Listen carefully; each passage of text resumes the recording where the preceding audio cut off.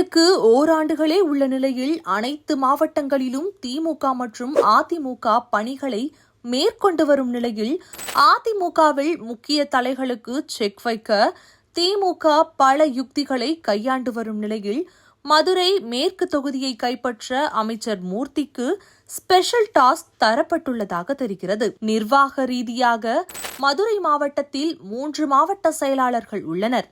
அந்த வகையில் மதுரை மாநகர் மாவட்ட செயலாளரான கோ தளபதியிடம் இருந்து மதுரை வடக்கு மாவட்ட செயலாளரான அமைச்சர் மூர்த்தியிடம் ஒப்படைக்கப்பட்டது. இந்த நிலையில் கோ தளபதியின் ஆதரவாளர்கள் சற்று அதிருப்தியில் உள்ளதாகவும் தெரிகிறது. மேற்கு மாவட்டத்தை பொறுத்தமட்டில் பிரமலைக்கள்ள சமூக வாக்குகள் அதிகம் உள்ள தொகுதி. அதே சமயம் இது ஒரு ஸ்டார் தொகுதியாகவும் பார்க்கப்படுகிறது. தமிழக முன்னாள் முதலமைச்சர் எம்ஜிஆர் வெற்றி பெற்ற தொகுதி. முன்னாள் அமைச்சர்களான பிடிஆர் பழனிவேல்ராஜன், பொன் முத்துராமலிங்கம், வளர்மதி ஜெபராஜ் மற்றும் கம்யூனிஸ்ட் தலைவர்களான சங்கரையா, தங்கமணி உள்ளிட்டோரும் வெற்றி பெற்ற தொகுதி. இது அதிமுகவின் கோட்டை என்றே கூறப்படுகிறது.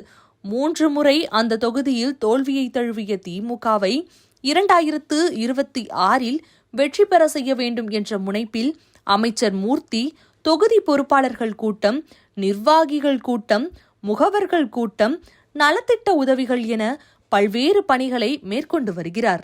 ஆனால் தற்போதைய எம்எல்ஏவான செல்லூர் ராஜுவோ எந்த ஒரு பதட்டமும் இல்லாமல், இது என்னுடைய தொகுதி, நீங்கள் யாரை போட்டாலும் என்ன யுக்தியை பயன்படுத்தினாலும் மேற்கு தொகுதி அதிமுகவின் கோட்டை, என் மக்கள் எனக்குதான் ஓட்டு போடுவார்கள் என்று சவால் விடுகிறார் செல்லூர் ராஜு.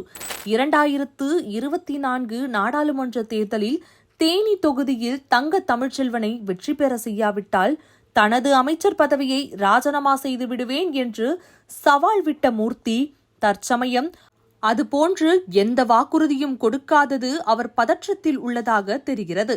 திமுக வேட்பாளரை பொறுத்தமட்டில் மாநகராட்சி கவுன்சிலர் ஜெயராம், தலைமை செயற்குழு உறுப்பினர் தனச்செல்வம், இளைஞர் அணி துணை செயலாளர் ஜிபி ராஜா உள்ளிட்டோர் ரேஸில் உள்ளதாக தெரிகிறது.